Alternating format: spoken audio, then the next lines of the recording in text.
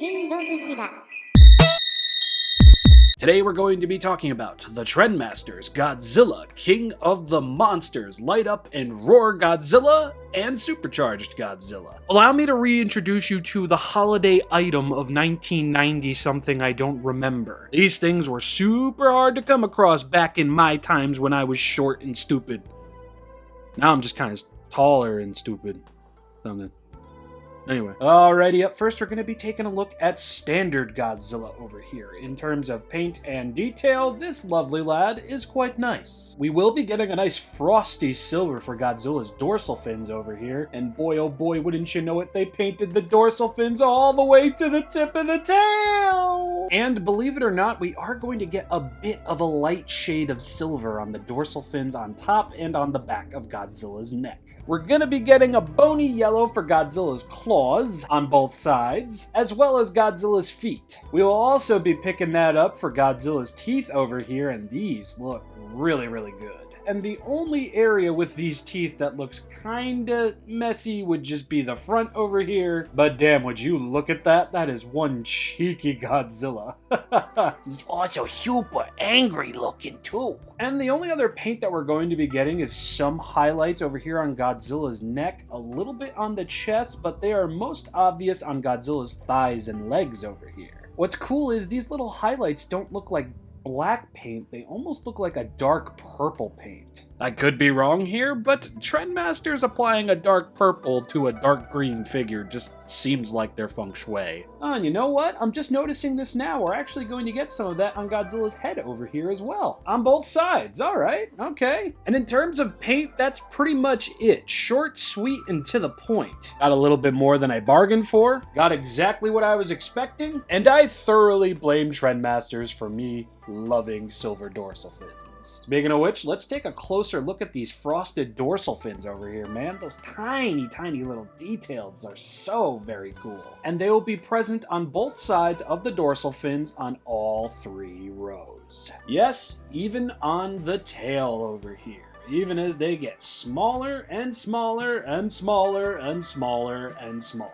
The detail on Goji's head over here is pretty cool. He's got those slicked back ears that's very gato looking. And just the overall design of Godzilla's head over here is just really, really cool. I wouldn't call this insanely accurate. I would more so call this a stylized approach to Godzilla, especially with those cartoonishly mean brows, but this is really, really cool. I mean, how can you not love that? Moving further down Goji's body, we're going to see some very basic detailing for the skin.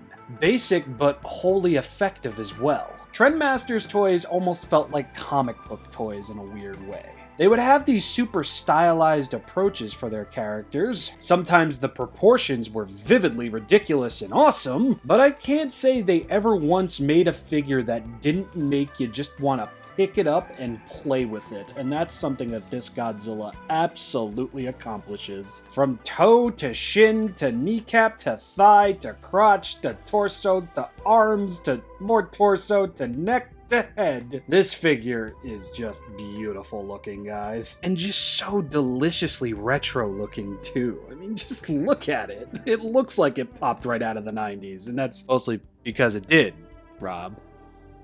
Dumbass. Now, since these two figures are essentially the same figure with different paint and one other major difference between them, I am not going to fully cover detail on this guy, but I am going to cover paint, and obviously there are some differences here. Supercharged Godzilla looked a little bit closer to that of Godzilla from the movies. The blue dorsal fins, I feel, properly showcase all of that whimsical little scaly detail on Godzilla's dorsal fins. And while that bright metallic blue does carry over to the tail, you can see that it doesn't carry over to the brightest extent. Also, leave me alone. I bought this guy secondhand and I cannot get that dirt off whatsoever. Dirt, dust, whatever. But you know what? These guys are so bright and majestic looking over here that I really, really don't mind. I know that there's a few Bandai released Godzilla figures that had dorsal fins this blue, and I'm going to definitely need to pick them up because just looking at this guy again is making me randy for more bluer dorsal fins. Like standard Goji, we are going to get some subtle highlighting on this figure. With the way that it was done up, it almost looks like we have a very faint blue highlight going on Godzilla's back over here. And it will, of course, be present on both sides, but I'm not sure that highlight is exactly blue. I could be wrong, though.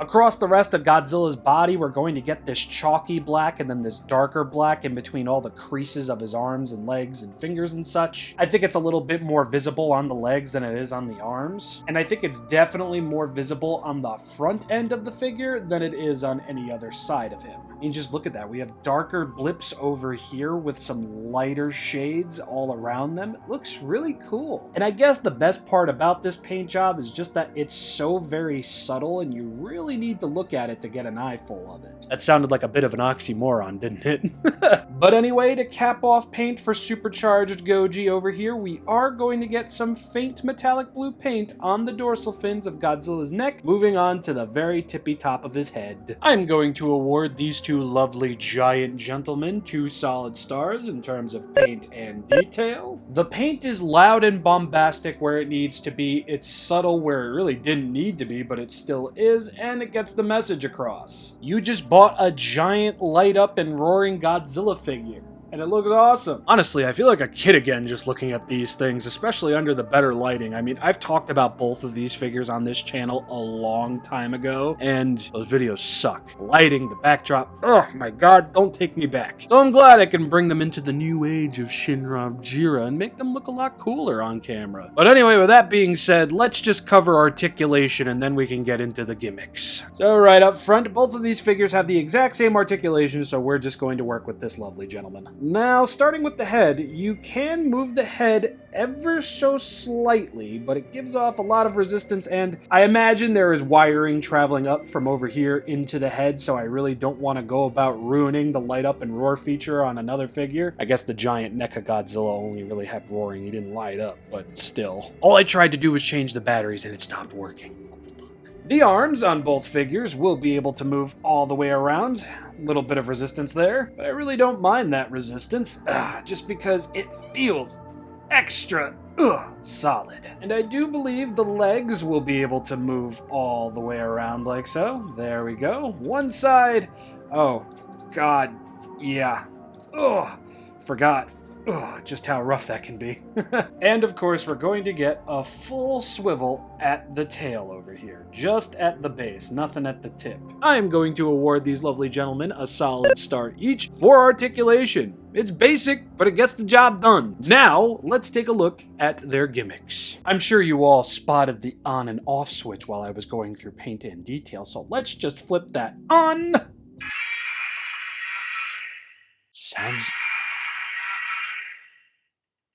Sounds like the 90s.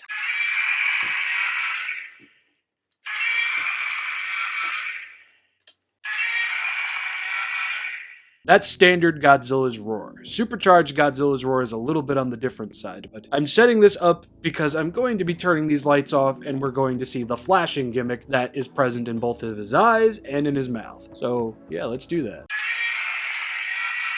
Oh yeah, dude, look at that light up. Nice. I don't even need to turn the LEDs off, bro. Now, believe it or not, regular Godzilla over here... That actually scared the shit out of me. Alrighty, flip the switch. Huh. I thought he was gonna start.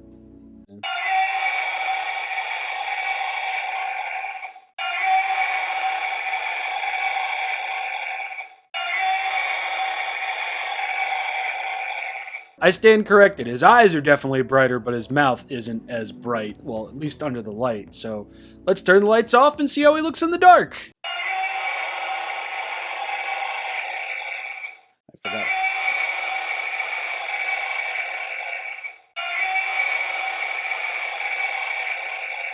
So you could definitely hear the differences between the two roars, right? And I guess I spoke too soon when I said that this guy was brighter. He only really looks brighter in the eyes, at least to me. What do you all think? Why don't we put them both in the dark and see how they stack up against one another instead of just assuming? 3, 2, 1, switch!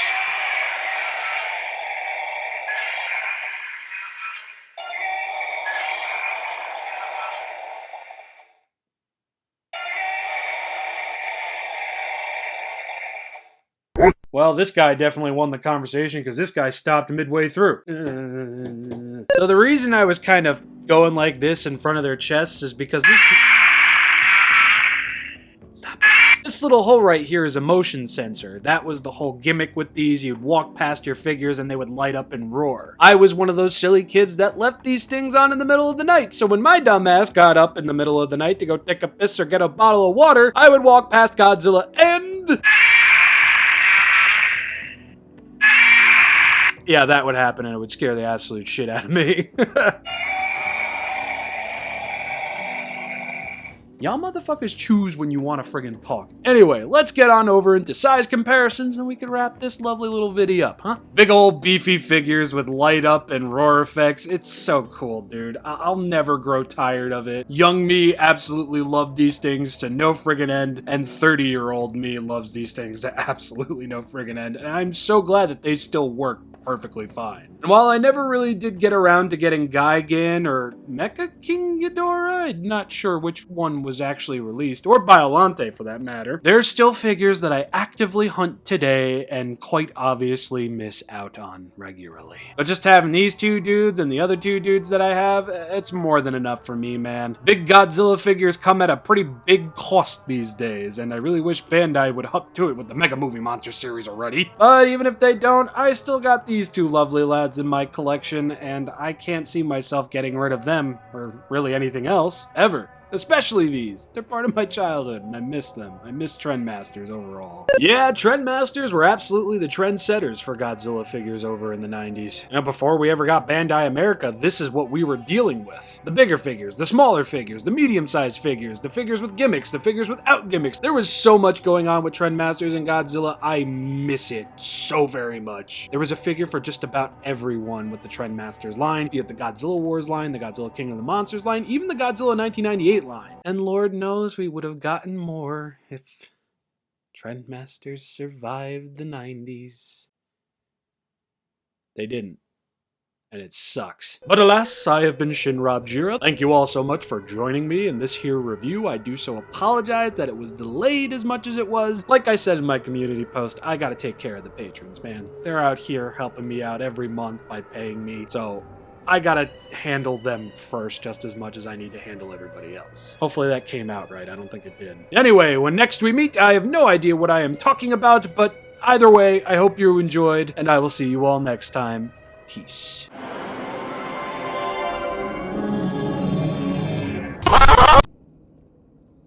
I can't believe how great this thing looks. Whew. What's your fucking problem? This figure is so much better than Hiya Toys and their fakery, their knockoffishness. No, SH Monster Arts is 1,000 times better. What an idiot. Alright, that's it. I'm gonna knock some sense into you, Rob.